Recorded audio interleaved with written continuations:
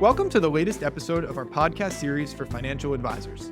Today's episode is Building for Continuity, Leadership Lessons from the Battlefield to the Firm.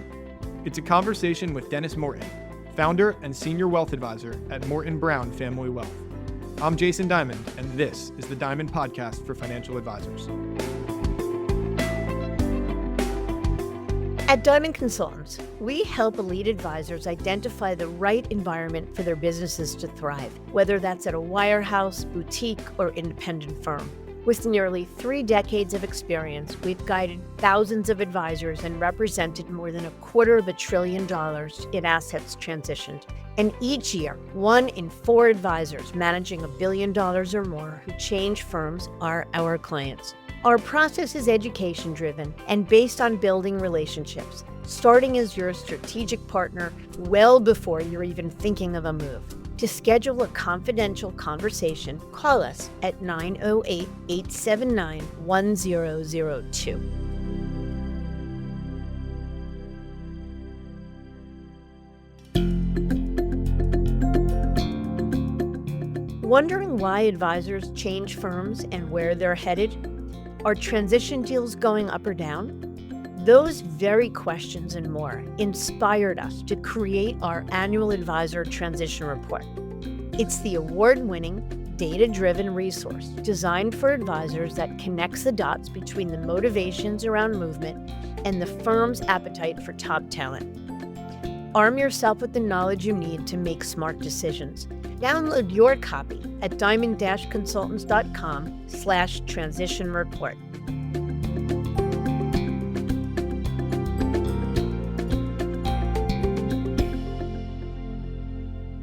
In wealth management, success is often measured by assets, growth, or longevity. But there's another measure that's harder to quantify and far more revealing: whether the business you've built can thrive without you at the center of it. For Dennis Morton, succession isn't a future problem to solve. It's a leadership obligation. Before co-founding Morton Brown Family Wealth with his partner Katie Brown, Dennis served as a platoon leader in the U.S. Army, including deployment during the Iraq War. That experience shaped how he approaches leadership today. You have to be technically and tactically competent, but just as important, you have to be accountable to the people you lead. Without this combination, execution breaks down. That mindset carries directly into how Dennis has built his firm. In this conversation, we discuss how independence gave him the freedom to communicate openly, market authentically, and simplify complexity for clients. We also explore how cultivating next-generation leaders became central to his strategy, not as a contingency plan, but as a core measure of success. Dennis shares why he believes you're not a success without a successor, how setting bold, audacious goals created clarity for teams, and how his podcast, Simply Why, has become an extension of his leadership philosophy, focused on education, trust, and transparency. This episode is about far more than succession. It's about stewardship, leadership, and building something that lasts beyond any one person. So let's jump in.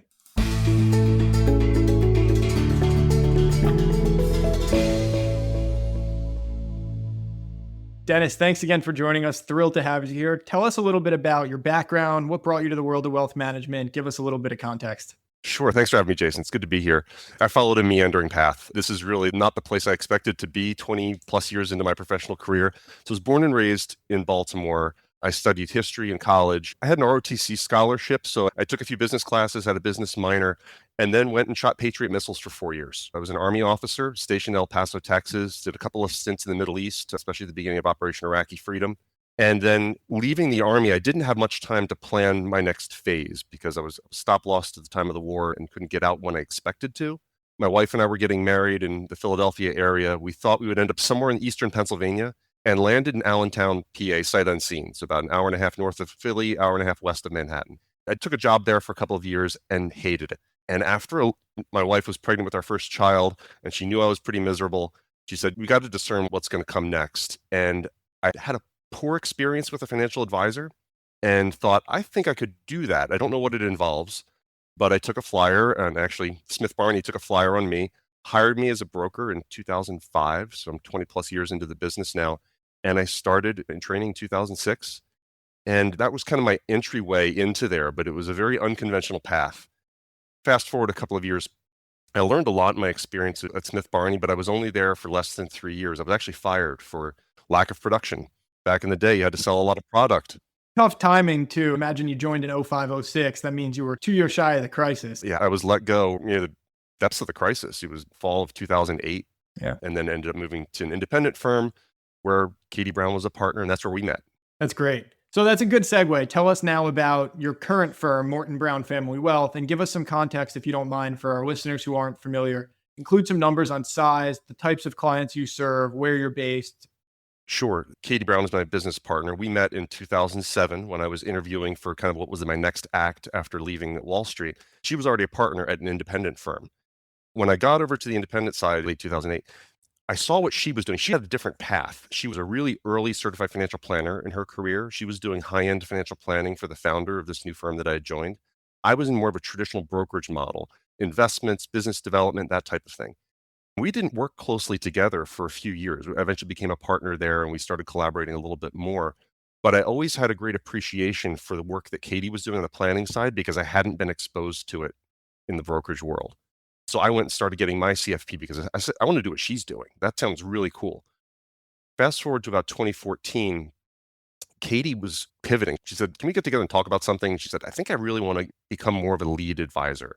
I want to bring on clients myself and merge out of the formal planning role and into a lead role.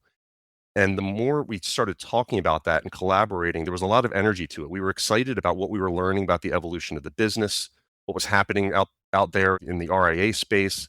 And the more we talked about it, we got excited about what was happening, and it was an energetic time. But at the same time, we were starting to realize that the succession plan in our firm was probably not going to play out the way we expected.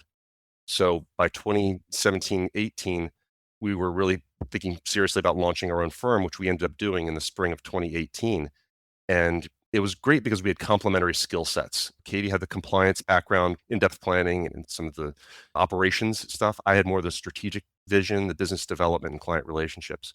So when we launched, we had about 80 households and about 100 million in client assets. Today, we're sitting at just about 500 million in assets and 275 households. That's tremendous. It's great growth. It really is. And as a way to get to know the firm a little bit better, I want every founder, every firm talks about their culture. What I was noticing in doing some research for this episode, there was two words that showed up repeatedly on your website, in your materials, etc. It was transparency and storytelling. Can you tell me a little bit about your culture and specifically why those two words are important to you? This comes back to some of the early conversations between Katie and I about what was going to be different about doing this. And I think both of us in our own way felt trapped in trying to be someone else early in our careers. Like I remember walking around a brokerage office and hearing people talking about stock picking and technical analysis and Elliott wave theory and all this stuff. Like, wow, I don't know what they're talking about. And I think Katie saw the traditional salesy broker model as something that she wasn't quite comfortable with.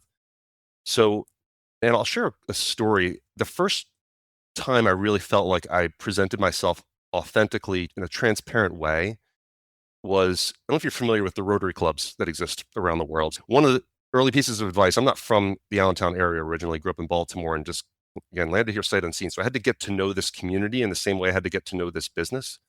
And somebody said, you should really join the Rotary Club of Bethlehem. It's a really good club. There's a lot of history there. It's a good way to get to know this community. So I joined the club, and about a month in, you're supposed to give your classification talk. And it's a 5-minute speech at the end of the lunch meeting where you say, this is who I am, this is what I do. And I vividly remember the night before writing out my speech. And it was saying things like, I'm Dennis, I'm married, I have a couple of kids, this is what I do, this is where I'm from. And as I'm rehearsing this late at night, I looked at it and I went, no, this isn't it. And I crumpled it up and I remembered the act of throwing it away. Ripped it up. I have one chance to share who I actually am.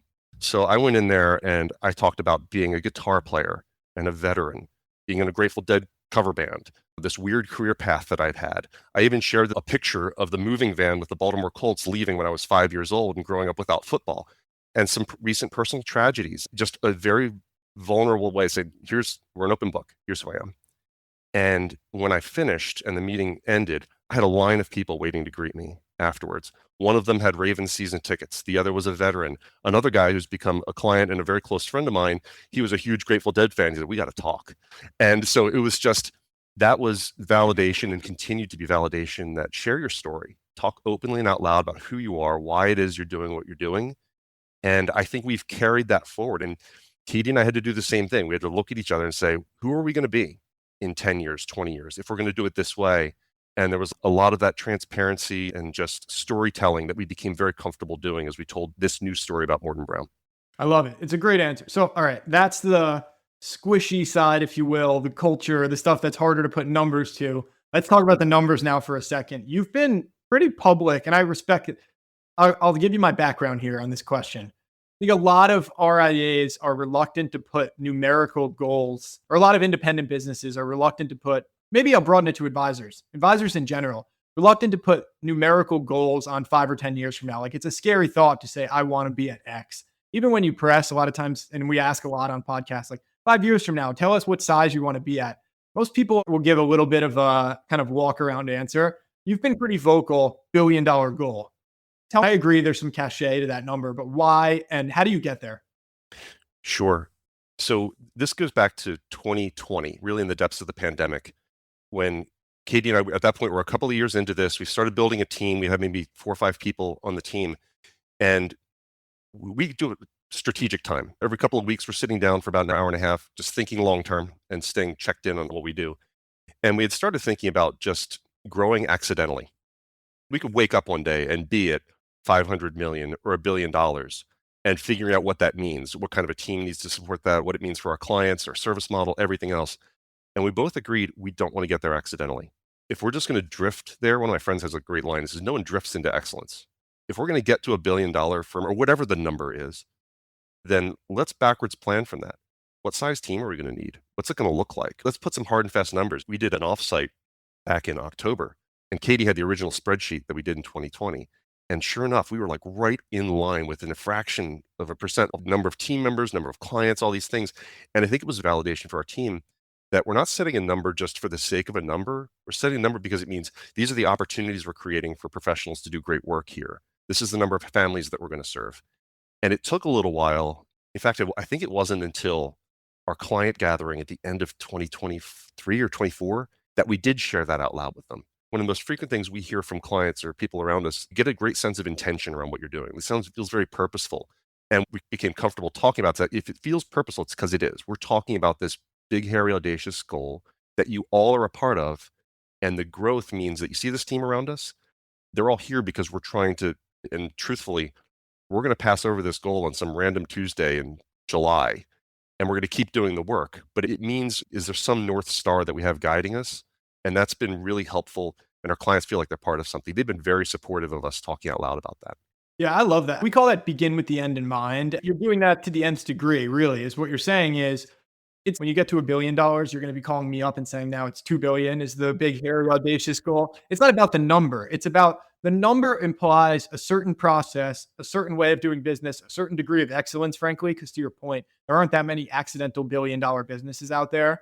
Spot on, I think. Let's transition, or not even transition, but tied into this, I think, is as you grow assets, you need to grow people. Just be you and your partner, no matter how great I guess it could be. There are people who run businesses very lean. Generally speaking, as people continue to ramp up assets, adding team members becomes an important part. Internal team hires, whether that's advisors, support staff, succession plans, whatever the case may be. Given the importance of culture, what are your thoughts around hiring? Like, how do you go about making sure you hire the right people? Because this is something I think all business owners and all advisors struggle a lot with. I think the first thing we look for is someone who wants to be part of a team. There's a lot of successful lone wolves out there. There's a lot of successful confederacies and loose alliances and things like that. That's not what we're about. We're looking for people who are hungry, humble, and smart. And I think across the board, as we've interviewed people, and we're up to a team of 10. We just came off of a hiring cycle. Good for We you. had new people. And every one of us, including Katie and I, has been somewhere before where they hit the ceiling. Our head of planning, he was at a firm that wasn't adding new clients, so there were new plans to do. Our director of marketing was at a place where she didn't have professionals willing to collaborate with her on creating content. So I think everyone's here because they'd hit a ceiling and they weren't willing to just let that be for the rest of their careers. We're really proud of, and we're figuring stuff out. We're always learning, especially in developing our people, but creating opportunities for these people to do their best work and get out of their way. And it's been really good. So I like that a lot. I think that makes a ton of sense to me. When it comes down to the nuts and bolts of hiring and training, Do you struggle with it or do you view it? Because not necessarily a struggle, but I think it requires a ton of time, energy, and effort. And I would imagine as a fairly lean, well-run, somewhat new, not new, but still you're not 30-year-old independent business. Like you have a million things going on. So is this just we make this a priority and we invest in our people because it's important to us? I'll tell you, the most extraordinary thing happened at the end of the fourth quarter in 2025. We knew we needed to hire two people, an internal promotion for one of a new associate advisor. Ali moved up from administrator to associate advisor. And then we're hiring another associate advisor and then an administrator to backfill Ali. So adding two people to a team of 8, that's pretty substantial. And I think some of the team came to us and said, it's going to be Thanksgiving and holiday season and all this stuff, and we need to hit the ground running. Here's a training program. Here's what we all can do to make sure they're spun up on the administration, operations, planning, investments, technology, all this stuff. They mapped it out because it started at our offsite conversation saying, this is what we're going to be doing. We're going to be hiring. And on January 5th, when we all show up, ideally, we want to have a lot of things settled. And they came up with the plan. And it's just, that's the part of our culture that really caught us off guard, is that we were just, they've taken ownership of this and saying things are running really well and they could be running even better. And it was a really good transition. We haven't always done it that way, but we felt so good that the team stepped up and said, we know you guys are busy. We'll take care of it. It's awesome. I want to take a tangent here because you mentioned now twice your offsite, and I think that's something that a lot of advisors could use. Can you talk about it a little? What's the thinking behind it? Do you do it annually? Sure. We've been doing them quarterly since at least 2019. And again, this was all very when it was just 3 of us sitting around, that felt a little weird. Just like we're talking about these big, hairy goals and who's going to be on the team. And it's just 3 of us sitting around. But I think the team really values them. They feel heard. They've evolved. We do them in a different location every time, literally offsite. We'll do them. We're going out to a little historic inn just outside of town here next Friday. We have a coach. We work with Steve Sandusky as a business coach. So we'll get our agenda together with Steve. We'll talk about priorities and goals and just things we need to get better at. Like even how do we get better at goal setting? Because we've ebbed and flowed on that. What are the things that need to improve? And I think we've been very open to the feedback from the team, and they've been very open with what they want to tell us. And then it turns into action. So the rhythm is Katie and I will have our strategic time every other week, quarterly offsites with the team. And then we also do an annual planning meeting with Steve and Katie and I, just plotting world domination for the year ahead. I love it. I mentioned it because you brought it up twice and we do it also.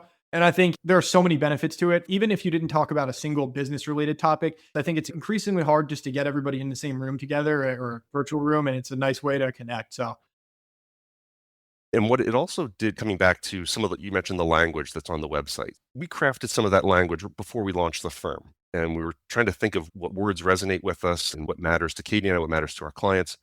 About 2 years ago, we revisited the whole thing. We dedicated an entire quarterly offsite to revising our brand DNA. What language matters to all of us? Now that we're a bigger team, I feel like the team gained ownership in a way that they didn't before because it was just sprung out of our heads. But this collaborative approach has helped us to make good use of those times together.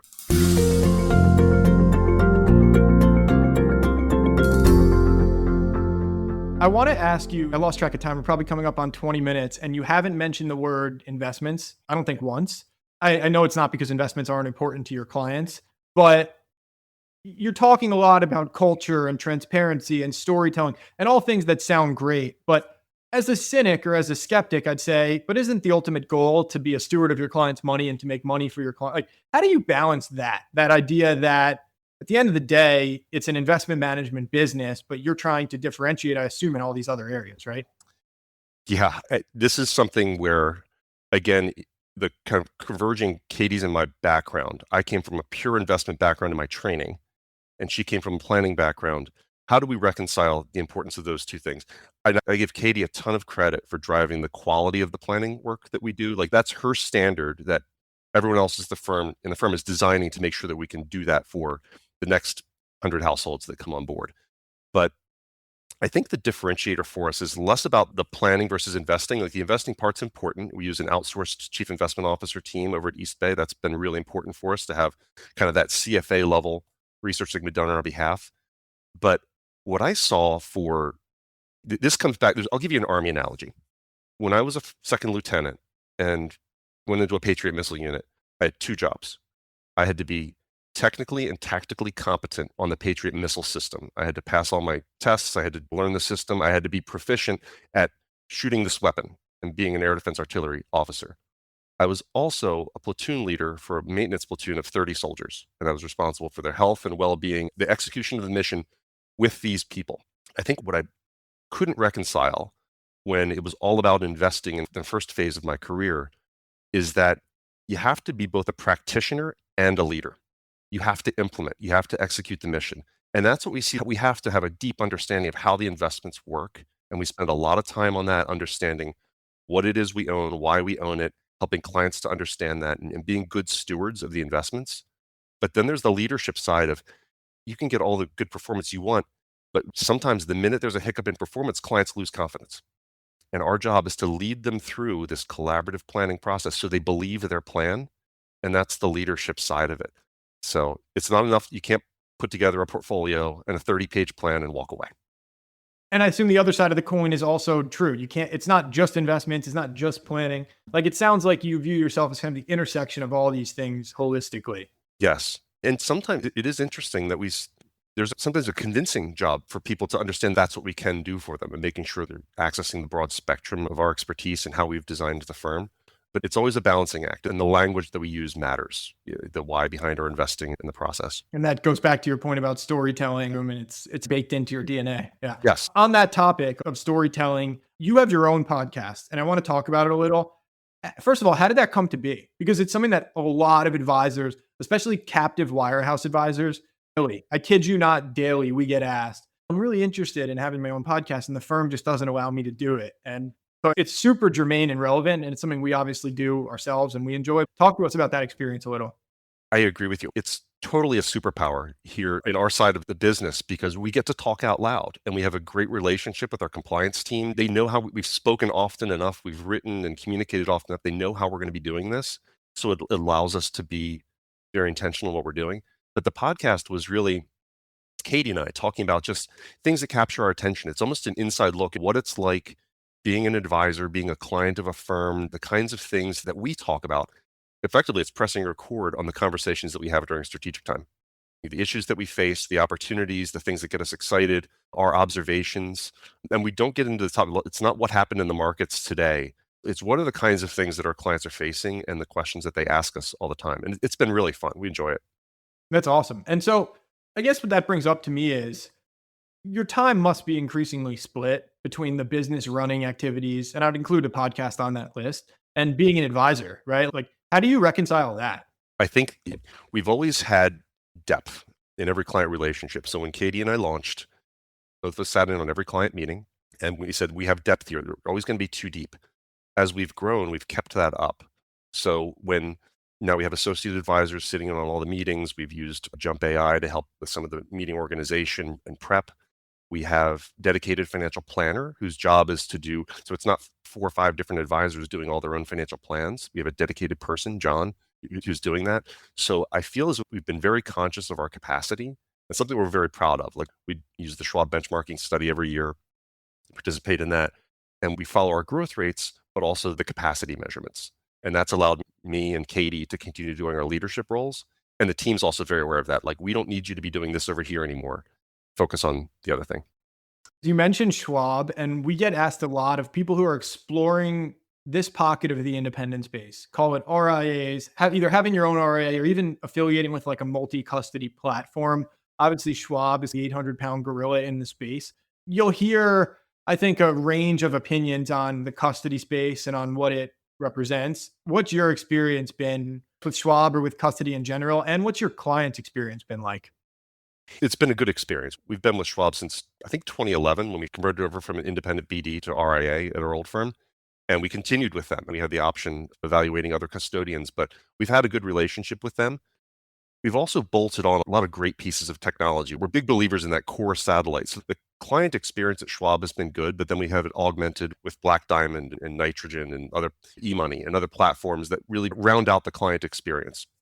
I think that's the right answer. And not that there is a right answer, but I think it's in my opinion anyway, the people who find fault, I find generally with the custodian are sometimes just expecting too much out of the chassis, right? It keeps the assets safe. It's basically free in a lot of cases from the client perspective. Like, if you think of them in that light and you're approaching it right of bolting on, there is so much cool, exciting Silicon Valley technology out there. I'd imagine you almost feel like the hard part is picking what to use and what not to. It is. There are certain, I won't name names, but there are certain technologies where I feel like there's just this jockeying for position that's happening.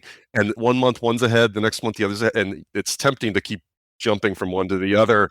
But I think some of that, and this might be where you're coming from, is that it's a different relationship with Schwab than you would have with Merrill or Morgan. Schwab, the custodian, but we have some middle office function. We have an outsourced CFO and the coaching relationship and some marketing support. And we kind of cherry pick the middle office stuff. And then everyone here in the office is really client facing. They're the ones who understand what's happening with the client relationships. What are your clients? If I asked your clients, who would they say they have a relationship with the name of your firm, with the name of your custodian? Again, this is something that's really accelerated in the last 2 or 3 years. The relationship with the team has become so strong, and they really do have depth there. We just moved into new office space, and we've taken to when somebody comes in either for the first time or even longstanding clients, we walk them through the office. Get a face with the name, just walk them through, see everybody, different points of contact and responsibility. And everyone's very clear on their roles. So we even had client prospect conversations recently where I think sometimes the prospects will ask, am I going to get one of you? And we have to step back and say, no, this is actually a full team. And once you experience it, you'll love it, but it might be different from what you've experienced before.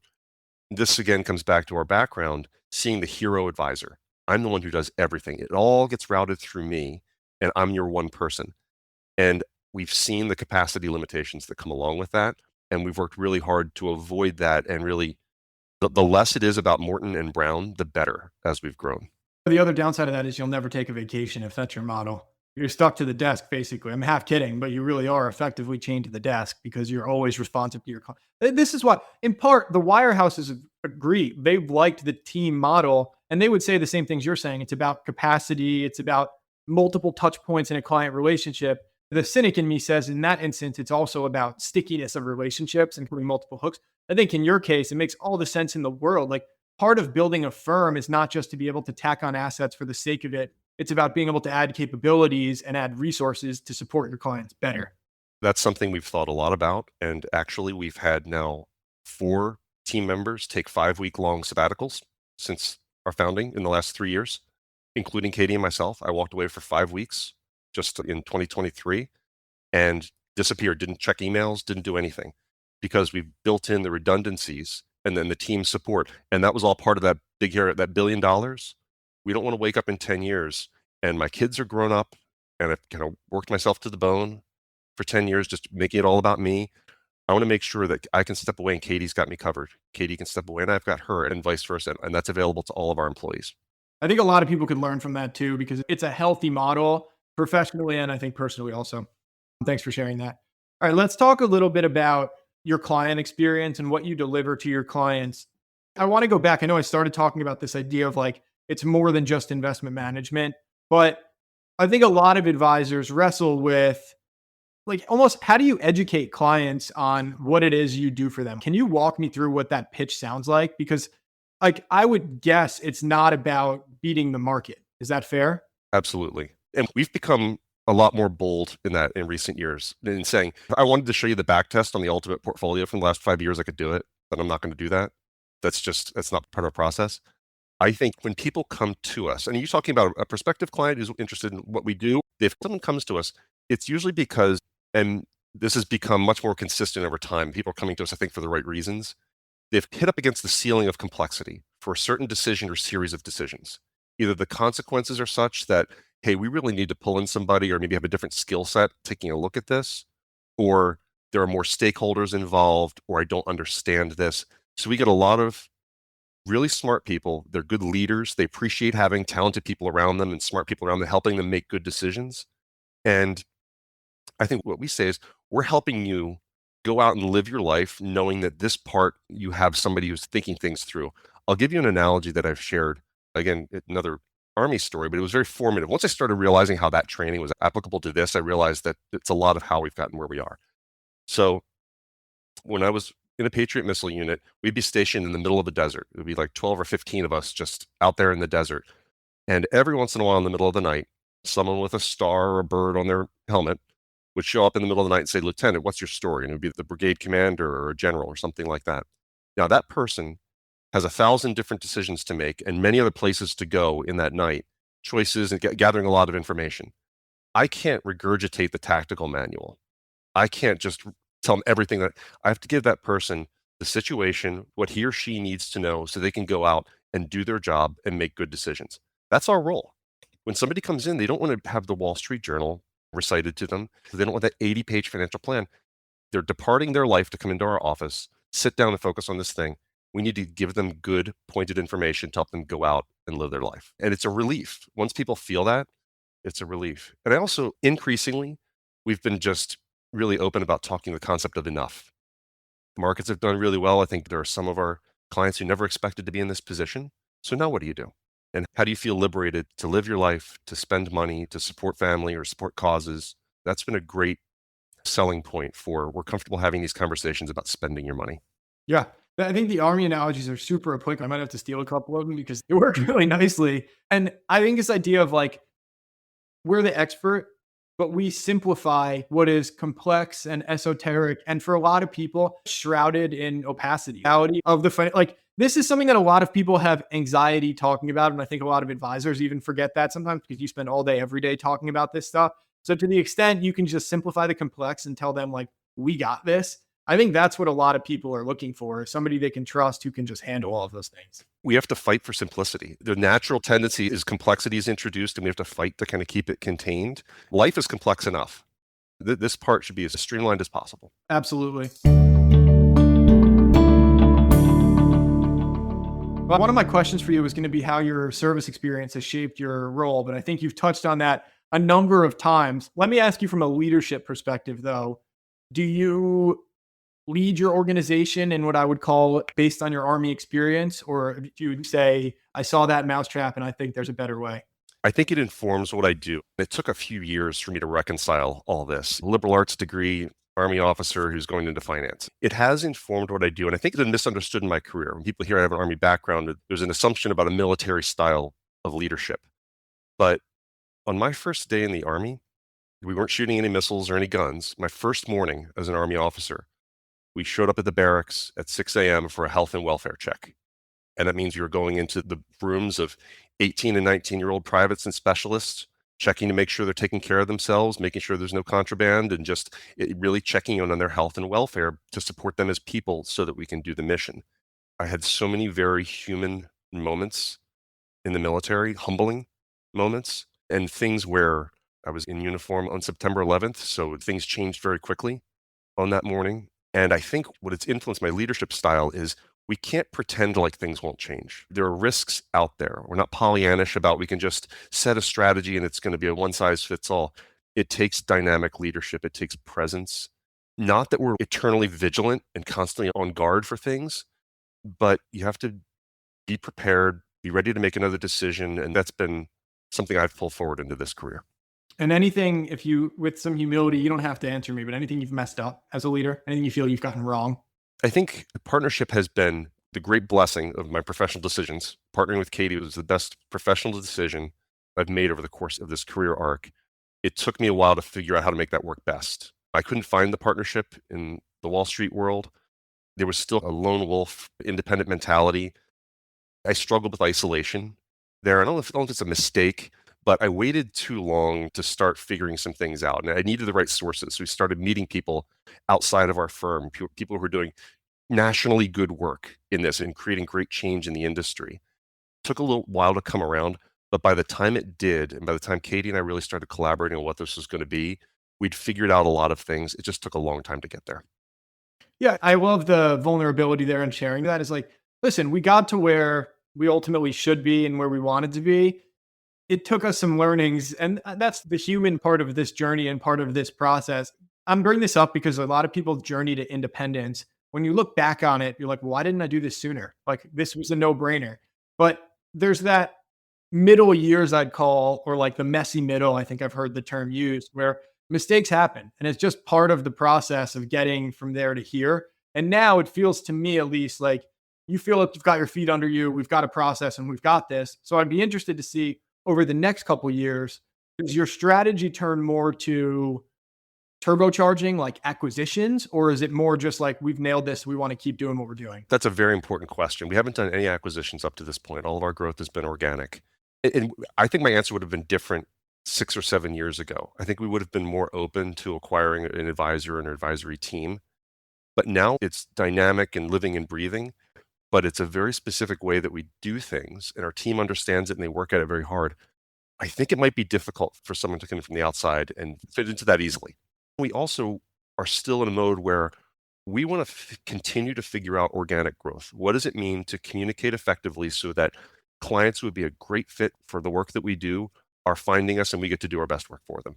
We said that from day one. We want to get really good at organic growth. I think we've done a good job of it, and we continue to have that focus.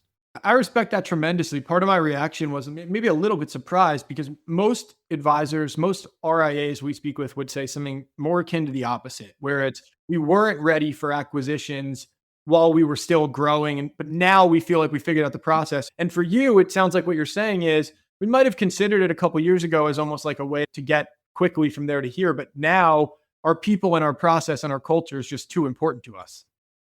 It's fascinating. And I wonder if that answer, like, we'll have to have you back in 5 years, because I wonder if that answer, when you get to 1 billion and you say, now we've nailed organic growth, and maybe then it's time for inorganic growth. Yeah. And it feels like there's going to be multiple waves. It feels like we're in a particular wave of inorganic growth that's happening now, and we're not jumping at the bit to participate in that. Totally fair. What other trends in the industry are you watching closely? What do you think is the next big thing? I think clients and our teammates are paying really close attention to our career arcs. They are very aware that the advisor cohort is aging. I'm part of that window of people that we fired all the training classes in 2007 and 8, and we didn't hire anybody until 2015. So there's an air pocket moving through the industry, and people are saying, where are all the experienced 45-year-old advisors? And I think clients are noticing that. We've seen a lot of uptick in people saying, I've been with my guy for a long time, but we've even heard, I think he might have retired and didn't tell me. That's the downside of the fee-based business. You can still make a really good living, and it's in the parent firm's best interest that the advisor hangs around. So I think succession, and you guys might be seeing, succession is tricky internally. We're part of a failed succession plan that didn't work out, but succession planning is tricky. Even in hiring for these most recent roles, the most consistent question that we heard from everybody is, are you guys selling anytime soon? They want to know. They want to know. And we had people that we were interviewing who had worked in one place for a period of time. There had been a transaction, and they weren't exactly happy about the opportunities that were there afterwards. So I think that's something clients are asking, what our long-term plans are as our team members. And we had one of our all sites last year. We talked about that. We shared what our long-term plans are, and that's an open conversation. I could not be happier. That is the example. Most advisors, I think, go to like AI and the role of the robots. You went, because I think that is the looming event in the next year, 2 years, 5 years, is not only the succession dynamics, but also the idea that a lot of the W-2 firms are offering retire in place packages, which incent advisors to stay without making a move. But it's super interesting to me that you're saying you're hearing it from end clients as well, that actually succession is something that's made its way. Even the people whose money you're managing are starting to ask these questions. Yeah, they're seeing it. And that was another thing when it comes back to the organic growth and growing intentionally versus accidentally, is that you can see this wave coming, and we don't want to wake up one day and I don't know what the numbers are, but I can imagine that for every one advisor that's in their kind of 45 to 55, there are multiple advisors whose clients are feeding into them. So you could have hundreds, if not thousands, of clients being managed by an advisor who was just the only succession plan available inside a firm. Now, it's a fascinating dynamic, and I agree. Like, it gets attention, but it almost doesn't get enough attention because it's the seminal event in my mind. We've got time for two more. I want to ask you, other than the asset goal, what's a goal you have for the next 2 years? Developing advisors. You're not a success unless you have successors. And I see we're still struggling to kind of get people up and running in this business with the 2 associates that we hired, even with Cody in our office as a younger advisor. Developing them and seeing them become fully formed as certified financial planners. We just hired our first CPA. That's really going to matter. Like we have, to our last point, there's a capacity crunch potentially. We want to help solve for that. I get calls all the time from young people trying to enter the business. So I've been thinking about like how would I recommend they do it? How can we help with that? So as a small firm, there's only so much we can do.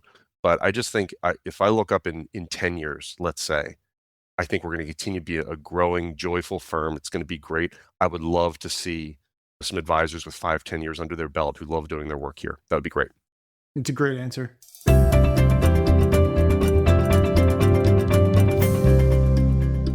My last question for you, let's say an advisor who's currently in the captive channel, who's thinking about the independent space, and it just seems incredibly scary. What advice would you share?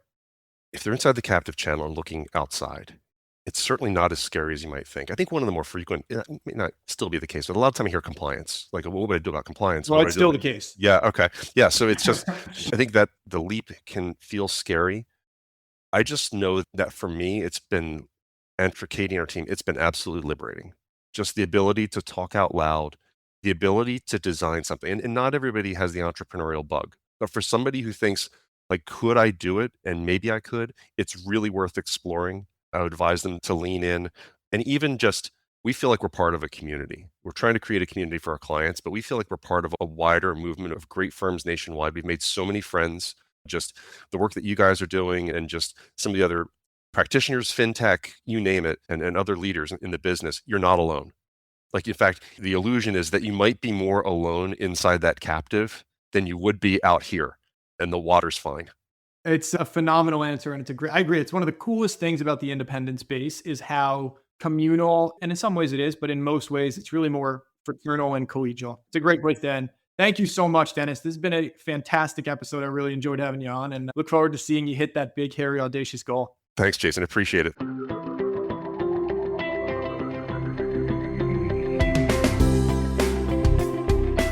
As a financial advisor, you hold yourself to the highest standards of integrity, honesty, and credibility. You are successful because you take your professional responsibilities seriously and are dedicated to your clients. But are you living your best business life? Are your goals aligned with your firm's, or could a better option exist? Should I Stay or Should I Go is a book written with you in mind. It's a self-guided journey that walks you through the key steps that we take with our advisor clients. This strategic thought process and roadmap to professional self-discovery is designed to help you ask the right questions and think critically and objectively, whether you're considering change or not. Learn how to get your copy at diamond-consultants.com/thebook.